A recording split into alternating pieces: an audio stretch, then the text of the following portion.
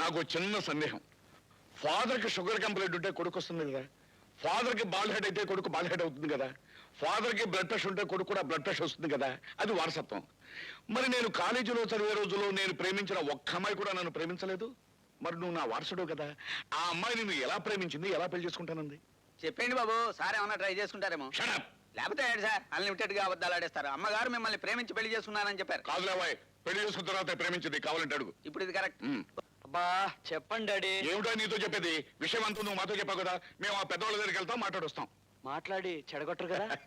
రే, నా జాతకంలో చెడిపోయిన వాళ్ళని కలపడమే గానీ కలుసుకునే వాళ్ళని చెడగొట్టడం లేదురా. Thank you daddy. Ray, time అయింది.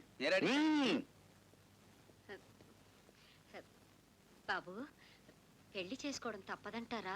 ఏ ఏం లేదు. హలో, ఎస్, ఎవరు? కపిల? ఏమిటి? అవును నిజమే, అంతే, మర్చిపోవాల్సిందే. మాట నేను వెధవనరా. ఈ ఇంట్లో ఈ వెధవ మాట వినేవాళ్ళు ఎవ్వరు లేరు. పెద్దవాళ్ళ ఈ ఇంట్లోనా? మా నాన్నగారు ఎప్పుడు చచ్చిపోయారో ఈ ఇంట్లో పెద్దరికం కూడా అప్పుడే చచ్చిపోయింది. ఆవిడ చెల్లెలు గారు కాదురా, ఆవిడే సుప్రీం ఈ ఇంట్లో. ఆవిడ ఏ నిర్ణయం తీసుకున్నా మా అమ్మగారికి భయం, మా తాతయ్య గారికి ప్రియం. I'm sorry, I'm very very very very very sorry. నీకు మాటిచ్చి బుద్ధి తక్కువైనందుకు నా చెప్పు తీసుకుని నేనే కొట్టుకుని నీ కాళ్ళు పట్టుకుంటాను. ఓకే?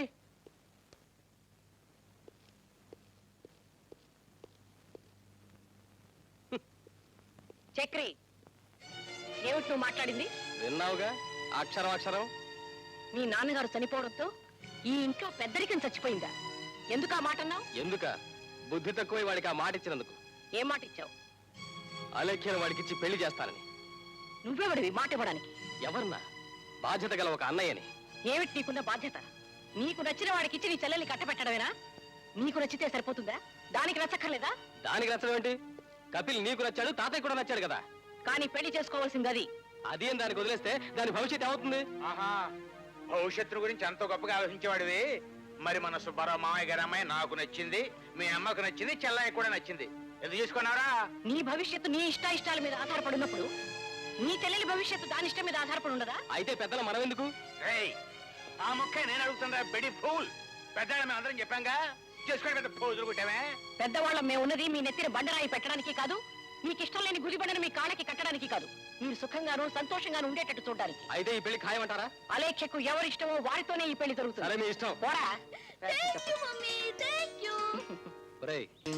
అలేఖ్య నా మాట వినేటట్టుగా లేదురా. చేసురా, ఫోన్ లో మాట్లాడగా అప్పుడే అర్థమైంది. అందుకే ఏం చేయాలో ఏం తోచడం లేదు. నాకు వదిలేస్తావా? బ్రహ్మాండమైన డ్రామా ఆడేస్తాను. కొంపదీసి ఆ డ్రామాలో కొంపలే ముంచావు కదా. కొంపలే మునిగిపోరా. ప్రేమ ఎంత స్ట్రాంగ్, అంతకంటే స్ట్రాంగ్ అయిన ఆయుధం నా దగ్గర ఉంది. దాన్ని ప్రయోగిస్తే పెళ్లి ఉండదు, ఇల్లి ఉండదు.